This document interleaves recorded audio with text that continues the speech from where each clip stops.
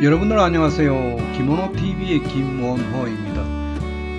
오늘부터 처음으로 시작하는 새로운 강좌 하나가 있습니다. 여러분들 일본어를 공부하는데 반드시 공부해야 할 부분입니다. 소위 그 말의 약속이죠. 문법입니다. 일본어 문법 시간입니다. 이걸 모르면요, 일본어 실력이 진척이 되지 않습니다. 여러분들 어렵게 생각하지 마시고요, 공부하시면 됩니다. 알기 쉽게 문법을 설명하는 그런 공부 시간입니다. 강좌 이름은요, 이렇게 정했습니다. 정말 알기 쉬워요, 일문법이라고 해서요, 타이틀을 달았습니다. 여러분들 쫄지 마시고 저를 따라서 공부하시면 됩니다. 일본어 문법에서 가장 중요한 동사부터 설명을 하겠습니다. 강의 내용은요, 저희 교재 헬로 일본어 입문편 블로그에 실려져 있습니다. 여러분들 많은 시청 바랍니다. 아직도 구독, 좋아요를 누르지 않으신 분은요, 눌러주십시오. 보다 좋은 내용으로 보답하겠습니다.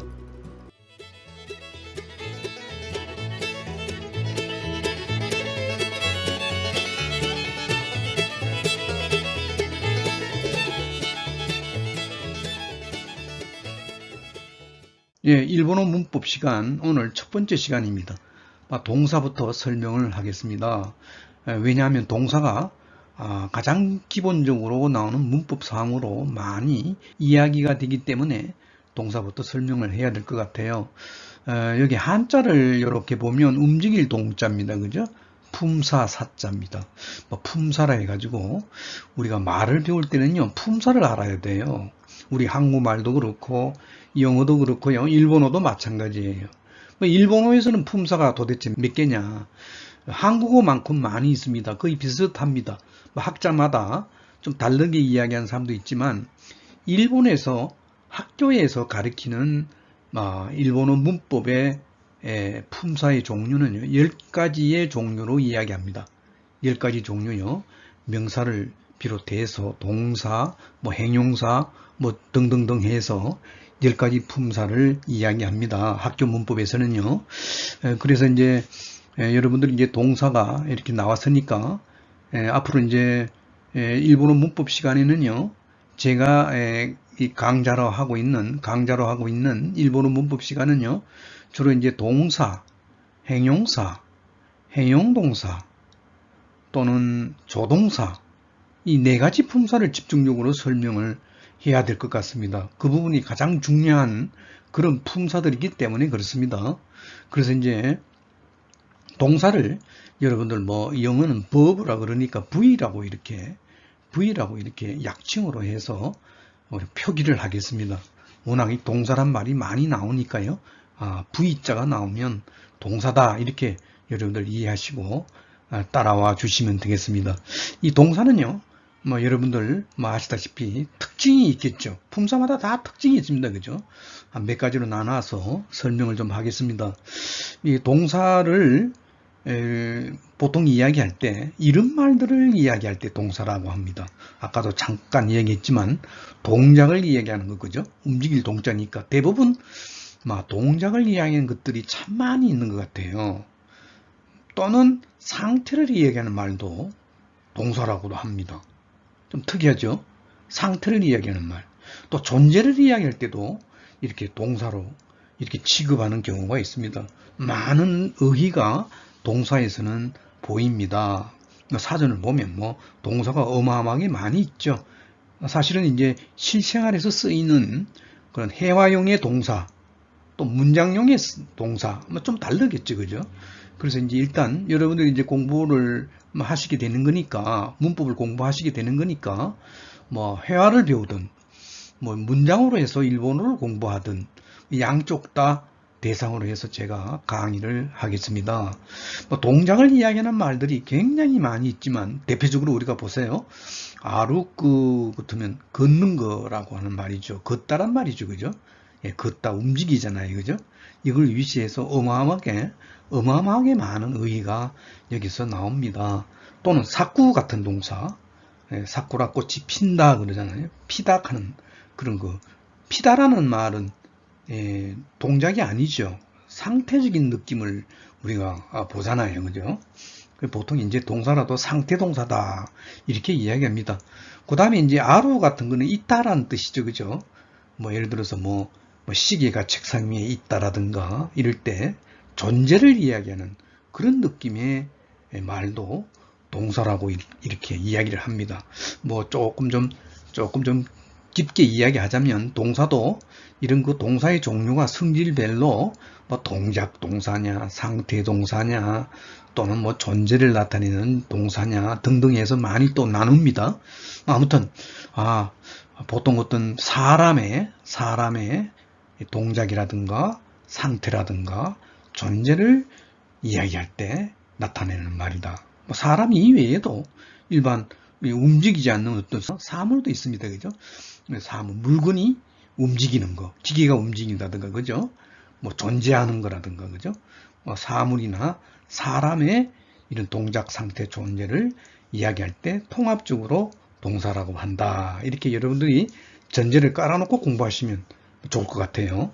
근데요, 일본어의 이 동사는요, 기본형을 이렇게 보면, 기본 꼴을 이렇게 보면요, 여러분들 이제 일본어를 공부하려면 어차피 또 사전이 또 필요할 겁니다. 뭐 요즘은 뭐 전자사전이 많이 나오니까 전자사전을 많이 이용하는 것 같아요. 아무튼 전자사전이든 보통 종이사전이든 보면 일본어 사전을 보면 이 기본형으로 다 실려져 있어요. 기본꼴의 말, 우리 한국말도 그렇죠, 그죠? 기본형의 단어가 사전에는 실려져 있어야 됩니다. 그걸 바탕으로 해서 말을 갖다가 이렇게 풀어 나가잖아요, 그죠? 그래서 일본어의 그 동사의 기본형은요, 모양새가요. 여기는 조금 의미라 했습니다. 꼬리라 했습니다. 꼬리 밑자가 들어가니까요. 의미 꼬리가요. 전부 이렇게 끝납니다. 우, 꾸, 구, 타금이 있습니다. 스, 쯔, 느, 무, 부, 르예요. 이렇게 끝납니다. 어떻게 보면 우리가 이제 55음도의 이 자판기를 이렇게 보면 중간에 있는 글자, 우단이랍니다. 대표적으로, 그죠? 우단에 걸쳐서 있는 것들. 우, 구, 구, 수, 쯔, 느, 무, 부 이렇게 이야기하잖아요. 우단에 있는 글자로 끝나는 것들이 일본어의 동사 기본형이구나 이렇게 생각하시면 될 것 같아요. 물론 이제 이렇게 부로 이렇게 되어 있지만 후라고 하는 것도 타금이 없는 후도 어떻게 보면 이것도 우단의 글자잖아요. 이것도 우단인데 그거는요 뭐 후로 끝나는 이런 동사는요 현대의 일본 단어에는 없어요. 옛날 말, 일본어도 옛날 말이 있잖아요. 그걸 갖다 문어체의 말이라 그럽니다. 문어의 단어다 그럽니다. 그 옛날 말에는 이렇게 후로 끝나는 동사가 있었습니다. 근데 그런 말은 지금 안 쓰고 현대에 와서는 전부 무로 이렇게 끝난다. 이렇게 여러분들이 아시면 될 것 같아요. 아무튼 결론적으로 우구구스츠누무부르로 끝나는 거는 일본어의 동사다. 이렇게 뭐 100%는 아니지만 그죠? 이렇게 보시면 되겠습니다. 근데 이제 어떤 사람은 그래요. 그러면 그 선생님 사루라고 하는 단어는 원숭이라고 하는 동물 이름인데 그것도 동사입니까? 그건 아니죠. 명사도 이런 식으로 생겨져 있는 것도 있겠죠. 가끔 이렇게 비슷하게 생겨 있는 단어도 있습니다. 반드시 그렇다고는 볼 수 없습니다. 아무튼 이렇게 끝나는 것들을 우리가 그 안에 동사들이 태반이다. 이렇게 보시면 되겠습니다. 그리고요, 일본어의 동사는요, 전부 자리보예요. 좀 어려운 말입니다. 그죠? 그러니까 말 그대로 자기 스스로 설 수 있는 단어다. 이런 의미입니다. 그러니까 자립되는 말이란 말은 동사 하나가요. 아까 우리 여기 아르꾸라는 동사가 있잖아요. 사쿠라고 하는 동사도 있고, 그죠? 아루라고 하는 동사도 있습니다. 그죠? 홀로 자립적으로 쓸 수 있는 단어가 될 수 있다. 이런 얘기입니다. 홀로 뜻이 돼요. 사용이 가능합니다. 아르꾸, 걸어가다. 사용 가능해요. 말을 합니다. 꽃이 핀다. 사쿠라노 하나가 사쿠, 사쿠 핀다란 말이 독립적으로 자립이 되는 말입니다. 아루, 예, 책상 위에 시계가 아루 있다. 독립적으로 사용될 수 있는 그런 단어입니다. 그래서 이제 자리부다. 예, 일본어의 이제 품사 중에 자리부도 있고 또 부속어 같은 것도 있죠.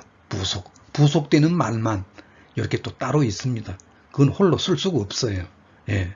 그런데 이 자리번인데요. 이 동사는 자리번인데 그래서 중요하다. 왜요? 꼬리가, 의미가 활용을 하기 때문에 그렇습니다. 여러분들 활용이란 말이 조금 어렵죠, 그죠? 이걸 어떻게 하면 좀 쉽게 설명을 할 수 있을까요? 그러니까 변화한다 이 말입니다. 꼬랑지의 의미, 꼬리 밑자잖아요.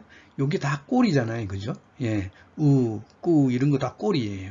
예를 든다면 여기에 아루꾸의 꼬리가 뭡니까? 꼬리 밑자 요거예요. 의미가 꾸예요. 예, 아루의 의미가 뭡니까? 르예요. 근데 이런 꼬리의 의미가요, 활용이 된다는 얘기는 요 꾸가요, 어떨 때는 까로 바뀌고, 끼로 바뀌고, 예? 깨로도 바뀌고, 꼬로도 바뀌고 이래요. 변화된다 이 말이죠. 좀 유식하게 문법적으로 활용을 한다 이렇게 이야기합니다. 더 유식하게는요, 의미 활용한다 이렇게 이야기합니다. 그래서 아루의 루도 보면 이게요, 경우에 따라서는요, 이 라로도 되고요, 리로도 되고, 레로도 되고 이래요. 로로도 되고 이렇습니다. 그렇게 변화하는 것을 말합니다. 그 얘기는 활용한다라는 말로 유식하게 이야기를 하는 거죠. 예. 그래서요, 어떻게 그러면 활용을 하느냐. 그 다음에 두 번째, 활용하는 그 모양, 형태의 종류를 여기 적어 놨습니다. 몇 가지가 있다고요? 7가지가 있습니다. 이걸 여러분들이 하여튼 설명을 한번 들어보세요.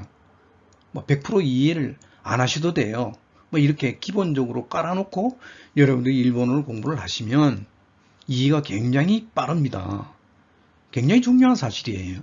그래서 이제 일본어의 활용 형태의 종류가요, 7가지가 있는데 하나하나 보죠. 먼저요, 한자로 제가 다 적었습니다. 미연형이라고 있습니다. 예, 미연형. 뜻이 어떻게 될까요? 뭐가 읽는다란 말을 갖다가 연이라고 그러잖아요. 뭐가 좀 덜 익었다. 밑자는 아니 밑자니까, 그죠? 덜 익은 그런 형태다. 뭐가요? 미연형이라는 말 자체가 그렇다고요. 예를 든다면 이런 말이 뒤에 붙을 때 그 앞에 말이 미연형이라고 이렇게 명칭을 하고 있습니다. 부르고 있습니다. 뭐 쉽게 얘기해서 나이란 말이 붙습니다. 나이란 말은 우리가 가끔 이제 우리가 일본어 해야 할 때 나이, 이까나이 그러고 그러잖아요. 너마나이 그러잖아요. 예, 시나이 그러고 나이란 말을 이렇게 잘 붙여서 씁니다. 이 나이는요, 대표적으로요, 부정하는 말입니다. 부정이란 말이 아니다란 말이죠. 어떻게 보면 어떠한 행위가 그렇지 않다란 말이에요. 그러니까 정확하게 해석을 하자면 뭐 하지 않다 이런 부정 표현입니다. 뭐가요? 나이가 그렇다고요. 그래서 이제 이 미연형이란 말은 어떤 이제 동사가 이렇게 있으면요, 그 뒤에다가 나이가 붙잖아요. 그러니까 입구라는 동사, 여러분들 뭐 가다 동사를 입구가 나이 붙으면 이까나이가 되거든요. 그러니까 이까나이의 이 까가 뭡니까? 바로 앞에 나이 앞에 붙은 이 까가 미연형이라고 이야기한다고요. 어렵지 않아요. 그냥 그렇게만 아시면 되는 겁니다. 그냥 예. 그래서 이제 보통 나이형이라고도 이야기합니다. 이런 어려운 말을 좀 쓰기 싫어서요, 그냥 나이형 이렇게 이야기도 합니다. 이 말이 좋습니까? 여러분들 어떻습니까? 미연형이 좋습니까? 원래 이제 학교에서는요, 일본에서는요, 학교에서 이렇게 가르쳐요. 미연형이라고 가르칩니다. 근데 이제 우리가 이제 한국 사람이니까 외국인들이 공부할 때는 이렇게 나이형 이렇게 이제 공부를 잘 가르치죠. 예, 여러분들 뭐 양쪽 다 공부하셔도 좋아요. 예, 공부하셔도 좋아요. 이 나이형이란 말이 이제 미연형이란 말이다. 어떠한 말이 주로 붙을 때 그러냐? 부정을 이야기하는 나이가 붙을 때, 그 앞에 있는 그 꼬를 갖다가 미연형이다. 그래서 이제 아까 이야기대로 이까나이 그럴 때 이 까의 까가 뭐라고요? 그게 미연형이다. 다른 말로 나이형이다. 이렇게 이제 정리를 하시면 돼요. 그 다음에 두 번째로 연용형입니다. 여러분들 많이 들어봤습니까? 생소한 그런 말입니다. 그죠? 우리 한국어 문법에는 아까 뭐 미연형이니 연연형이니 이런 말은 안 쓰는 것 같아요. 그죠? 예. 연연형이라고 하는 이런 용어를 일본어에서 씁니다. 그러니까 어떻게 보면 좀 쉽게 말한다면 용이 이게 용언을 말하거든요. 용언, 좀 문법적인 용어입니다. 그죠? 용언에 연결되는 형태다. 이렇게 이제 이야기를 풀 수가 있어요. 다시 이야기했어요. 마스라든가 가끔 우리가 듣고 있는 아리마스, 이키마스, 노미마스, 이 마스라고 하는 이런 조동사, 그죠? 이런 말. 또 테라고 하는 이런 조사, 그죠? 테라고 하는 조사. 또는 과거를 이야기하는 따, 이런 거, 그죠? 이런 거. 또는 타리라고 하는 이런 조사가 있어요. 타리라고 하는 조사. 이 마스는 조동사입니다만은 이런 것들이 붙을 때 마스, 테, 나, 다리라고 하는 이런 말들이 붙을 때 동사 뒤에요. 아까 입구 동사가 나오면 이키마스가 되잖아요. 꼭 그 거를 연용형이라고 그런다고요. 예. 뭐 어렵게 생각할 필요 없어요. 이키마스가 되니까 꼭 끼가 뭡니까? 끼가 좀 유식하기는 연용형이다. 조금 좀 편리하게 말한다면 마스가 붙는 꼴을 말하구나. 마스형이다. 이렇게 또 일본어 교육을 할 때 또 이렇게 공부를 가르치는 사람도 있어요. 예. 또 태는 이제 뭡니까? 접속을 하는 그런 조사거든요. 뭐 우리나라 말로 말하면 뭐뭐하고 저는 아침에 일어났어요. 오기 때, 예? 아사하얗고 오기 때 일어났어요. 서라고 해석할까요? 일어나서 양치질을 하고요. 하오 밍아이 때 하고요. 예. 또 밥을 먹고요. 예, 고항어 다베 때 고로 해석되죠. 그죠? 또 뭐라 그럴까요? 예, 준비를 하고서요. 요요시대 하고서요. 이렇게 이제 우리 한국말로 고 아니면 서로 해석이 잘 돼요. 그래서 이제 보통 접속을 하는 그런 조사다라고 합니다. 아까 우리 마스는 뭐 공손하게 이야기하는 말이니까 뭐뭐입니다라고 하지만요. 이런 게 붙을 때 연형형이라 그런다. 다른 말로 마스형 아니면 태형이다. 보통 마스가 붙을 때는 마스형, 태에 붙을 때 태형 이렇게 이야기합니다. 예. 그리고 또 따라고 하는 과거를 이야기하는 이런 시제를 이야기하는 뭐 정확하게 이야기해서 이것도 이제 어떻게 보면 뭐 조동사라고 합니다. 이거는 조사가 아니에요. 조동사라 합니다. 정확하게는 조동사예요. 과거의 어떤 시제를 이야기하는 따입니다. 뭐 홀로는 이렇게 따 이런 말이 없죠. 뭐 다 말 속에다가 넣어서 과거의 시제를 나타내는 거죠. 또는 탈이라고 하는 이건 조사예요. 우리 보통 왜 왔다리 갔다리 그러죠, 그죠? 우리나라 말도 아니고 일본 말도 아니고 왔다리 갔다리 뜻이 뭡니까? 왔다 갔다 한다는 말이죠, 그죠? 이 짬뽕 말입니다. 이런 말 쓰면 안 돼요. 예. 그 왔다리 갔다리 그럴 때의 그 탈이가 일본어입니다. 옛날 우리 조상들이 일제시대 때 이런 말들을 많이 썼기 때문에 아마 혼용해서 쓰는 것 같아요.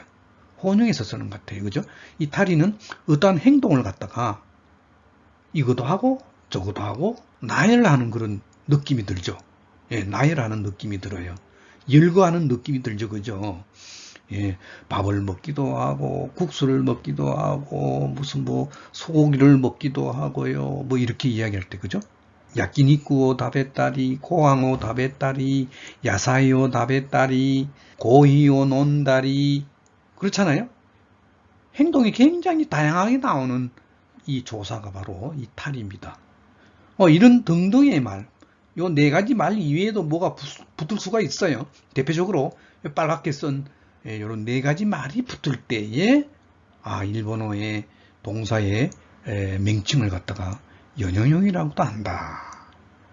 조금 어려우면 뭐 마스형이라고도 한다. 또는 태형이라고도 하고요. 예. 뭐 어떤 사람은 또 뭐 따가 붙는 꼴에는 또 따행이다 그런다. 따행이라고도 그러고 그래요. 예, 예. 그 다음에 세 번째 나오는 말은요. 종지형입니다. 종지란 말 여러분들 다 아시죠? 그죠? 어떤 말이 끝난다. 종지잖아요. 끝난다라는 말이니까요. 그 문장이 끝나는 그 꼴. 예. 그런 꼴을 종지형이다. 동사를 쭉 이야기할 때 아까 우리 뭐 아르꾸라는 동사도 있고 그죠? 입구 동사도 있고 그죠? 아루라고 하는 동사도 있고 그랬잖아요. 아르꾸라는 단어가 걷다란 말이잖아요.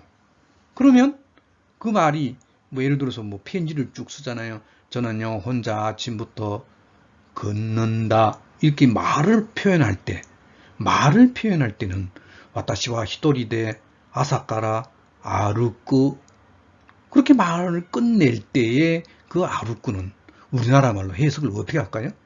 나는 혼자 간다. 그거는 시예요, 시. 대화가 안 됩니다. 보통 우리가 대화가 되려면 걷는다, 바라본다, 노래를 부르다가 아니라 부른다. 어떻게 보면 정확하게 해석하면요. 니은 다로 해석을 해줘야 됩니다. 그러니까 어떤 대화가 된다고 한다면 기본형이 아니에요, 지금요. 하나의 활용 형태를 말합니다. 그러니까 어떻게 보면 그 사람의 어떤 그 뭐라 그럴까요? 어떤 생각이 지금 들어가 있는 거예요. 그죠? 그런 걸 갖다가 종지형이라 그런다. 이 종지형은 일반적으로 기본형하고 모양이 똑같습니다. 나중에 한번 보세요. 기본형하고 모양이 똑같이 이렇게 생겼어요. 예. 그 다음에 연체형이 나옵니다. 그죠? 네 번째로. 연체형. 이건 또 무슨 말이냐. 이거는 여러분들 조금 들어본 그런 그 어떤 발음이죠. 그죠? 그러니까 채자는 아마 체언이라고 이렇게 여러분들 이해하시면 될 것 같아요. 체언 있잖아요. 어떤 몸뚱아리의 어떤 말, 명사 같은 거 체언이잖아요. 그 체언의 채자입니다. 체언에 연결이 되는 그런 꼴, 연체형입니다.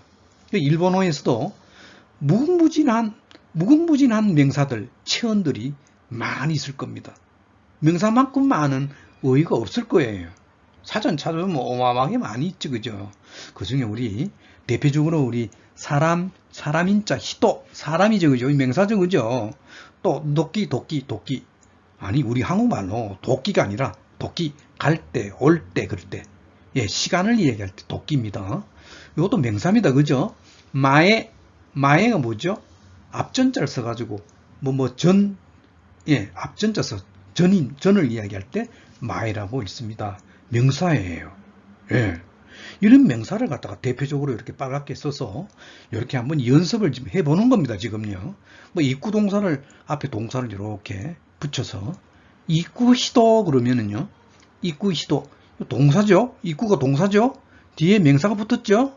그러면 명사 앞에 나오는 요 입구라는 동사는 무슨 형이라고요? 요 발 앞에 요것이요. 연체형이란 말이에요.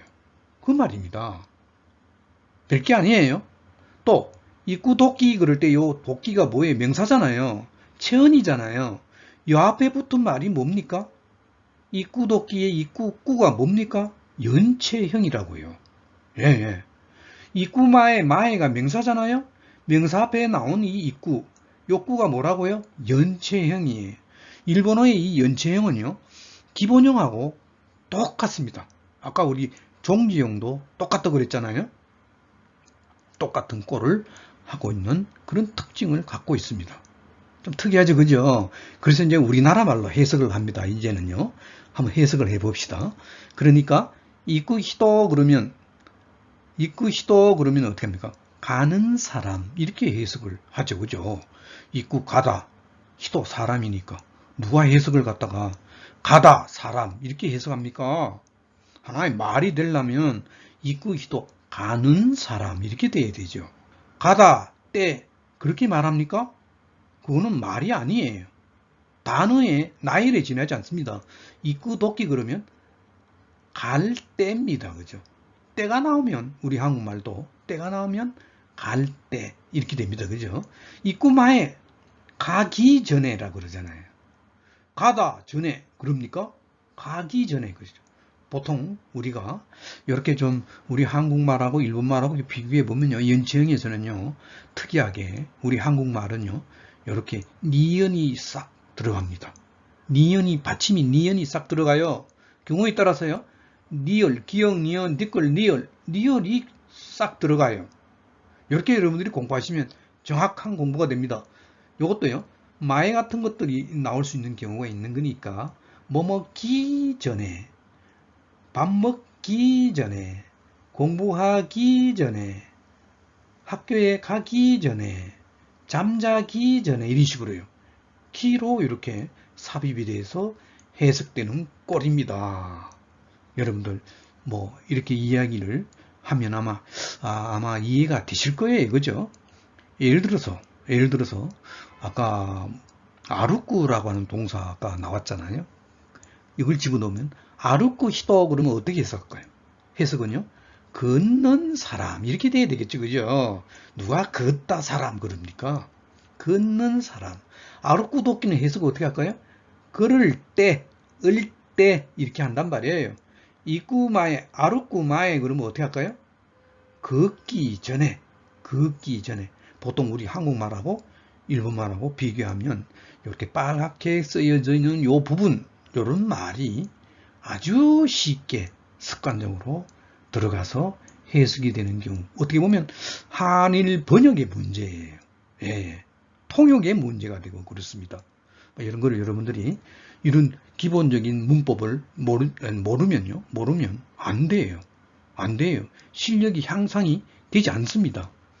예, 그렇게 하시고요. 예. 그 다음에는요, 다섯 번째로 가정형입니다. 이 한자가 조금 좀 약자화되어 있습니다. 그죠? 가짜입니다. 가짜를 이야기하는 가발 그러잖아요.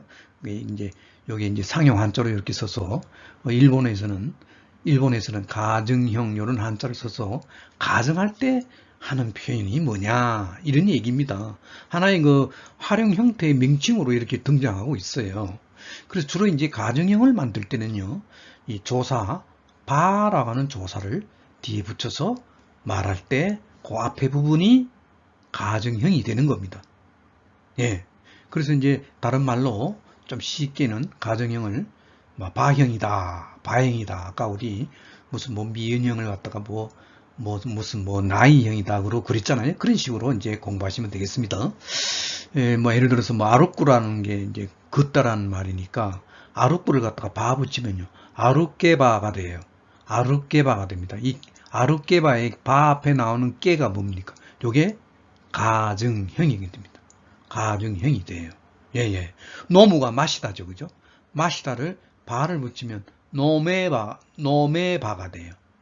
그 매가 뭡니까? 가정형이라고요. 다르게 말하면 바형이라고요. 그렇게 이제 이야기할 수 있다 이런 얘기입니다. 그 다음에 명령형으로 끝날 때 명령형이라 한다. 그죠? 명령으로 끝날 때 명령형. 우리나라 말도 한국말도 보면 명령형이 있겠죠. 당연히 가정형도 있고 그죠? 그래서 예를 든다면 아까 마시다를 뭐라고 그랬어요? 노무라고 그러잖아요. 노무를 갖다가 마시라 그러면 어떻게 됩니까? 노매 그러죠. 굉장히 반말투의 꼴이에요. 이런 거 문법적인 이런 명령 형태로 쓰게 되면요, 반말의 행태입니다. 말은 통하지만 굉장히 무뚝뚝한 표현이 돼요. 만화책이나 나오지요. 일반적으로 그렇게 사용하지 않습니다. 아래 사람한테 명령할 때는 그렇게 할 수 있겠지만, 또 아룻구를 갖다가 걷다란 말을 걸어라 그러면 어떻게 합니까? 아룻게 그러거든요. 아룻게 그러면 군대 용어예요. 하시래 달려라 이러거든요. 그 명령조로 말하는 명령형은 보통 일반인들이 쓰지 않습니다. 군대 용어로 써요. 그래서 이제 여섯 번째로 명령형이 있다. 그 다음에 일곱 번째로요. 이거는 뭡니까? 의지형입니다. 말 그대로 의지를 이야기하는 그런 모양. 크게 이야기했어요. 아까 우리 1번 뭐라고 그랬습니까? 미연형이라고 나왔잖아요. 어떤 사람은요, 미연형 안에다가, 아까 1번에 나오는 미연형 안에다가 이 의지형을 이렇게 쌍둥이로 이렇게 집어넣어서 이렇게 말하는 사람도 있습니다. 나는 따로 떼서 이제 우리가 이야기를 하는 게 조금 좀 이해하기가 쉬울 것 같아서 따로 떼겠습니다. 그래서 의지형의 그런 꼴이 또 있다, 이런 얘기입니다. 의지형은요, 어떨 때 의지형이라 그러냐 하면은 여기 보세요. 두 가지의 글자가 있습니다. 우가 있고 여우가 있습니다. 그죠? 이것도 좀 문법적으로 이야기하겠습니다. 우가 여기에 조동사예요. 글자 같지도 않습니다. 그죠? 우리 보통 아이우예요 그럴 때 우네요. 그죠? 거기다가 또 여를 붙여서 여우도 있고 우도 있고 이렇습니다. 근데 이 우하고 여우가요, 이게 품사가요, 조사가 아니고 조동사라 해요. 아주 특이한 조동사입니다. 얘는 좀 특이해요. 이거 자세한 거는 또 나중에 또 우리 조동사를 설명할 때 자세하게 설명하겠습니다. 이 우여우는요, 만약에 어떤 동사가 있으면 아루꾸라는 동사가 있잖아요. 아루꾸라고 하는 동사가 있으면 거기다가 우를 붙이게 되면, 거기다가 여우를 붙이게 되면 뜻이 어떻게 되느냐? 뜻이 어떻게 되느냐? 이렇게 돼요. 의지를 이야기한다든가, 뭐 아까 의지형이라 했으니까 요건 별 문제가 없어요.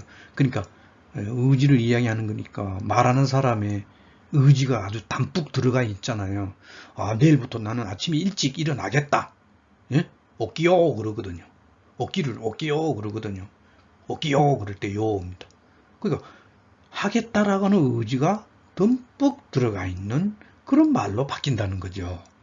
그 표현에서 오끼루에다가 우나 요가 붙어서 앞에 나오는 그 꼴이 미연형이라는 꼴이죠. 예. 그래서 이제 의지는 뭐 이렇게 겠다라는 의미도 있지만 뭐 하려고 한다 이런 의미도 있죠. 그죠? 저는요 내일요 서울역에 가려고 해요. 그런 뜻이 있어요. 그죠? 서울駅에 이코또 시마스. 이코또 이쿠 동사를 이코또 우가 들어간 그런 느낌이에요. 그 앞에 붙는 말은 의지형에 붙구나 이렇게 되어 있습니다. 그 다음에 또 추측을 이야기할 때도 이 우요우를 붙여서요. 뭐 우요우는 뜻이 똑같아요. 근데 모양만 어떤 단어 뒤에는 우 붙이고요, 어떤 단어 뒤에는 요우 붙이고 이래요. 그건 또 자세하게 또 다음에 설명하는 기회가 있을 겁니다. 아무튼 또 추측의 의미도 있을 수 있어요. 뭐가요? 우요우가 그렇습니다. 내일은 비가 올 거예요. 이렇게요. 일기예보 같은데, 그죠? 후로라든가, 예? 이렇게 추측할 때. 보통 우리 사람이 왜 추측할 때 쓰는 말이 있잖아요. 그거를 이야기할 때 이렇게 우요우로 표현합니다. 그 다음에 또 근유하는 말일 때도 이 우요우를 써요. 이 우요우는 좀 다양합니다. 뜻이, 그죠? 세 가지 뜻이 있네요. 근유할 때는 뭐뭐뭐 하자 뭐 이런 느낌입니다. 해요 뭐 이런 느낌. 예, 이키마쇼 라든가. 예, 근유할 때 내일 아침에 다 같이 일찍 일어나요. 하야크 오키요. 그렇지 않으면 먹이를 많이 잡아먹을 수 없어. 뭐 동화에 나옵니다. 예. 새들이 그러잖아요. 아침에 일찍 일어나야 돼 너희들. 그러면 일찍 일어나지 않으면 벌레를 많이 잡아먹을 수 없으니까 일찍 일어나자. 새한테 이야기하는 동화집에 많이 볼 수 있습니다. 오키요 일어나자. 권유하는 의미입니다. 그래서 이제 이런 의지형 뒤에 이렇게 우요를 붙이는 건데, 대표적으로 이제 우요를 합쳐서요 우형의 어떤 그 활용형이다라고도 이야기를 하죠. 우리 여기까지 7가지의 활용 형태를 설명을 했습니다. 그죠? 지금 이제 100% 여러분들 이해하시면 천재예요, 천재. 그러니까 차츰차츰 여러분들이 아마 연습을 좀 하시면서 이해하면 100% 아마 자기 것이 될 거예요. 예. 다음 시간에는 동사의 종류에 대해서 공부하도록 하겠습니다. 일본어의 동사의 종류가요, 여러 가지가 있습니다. 제각각 특징들이 있기 때문에 중요한 설명들이 많이 나옵니다. 여러분들 기대해 주시기 바랍니다. 그럼 여러분들 대단히 감사합니다.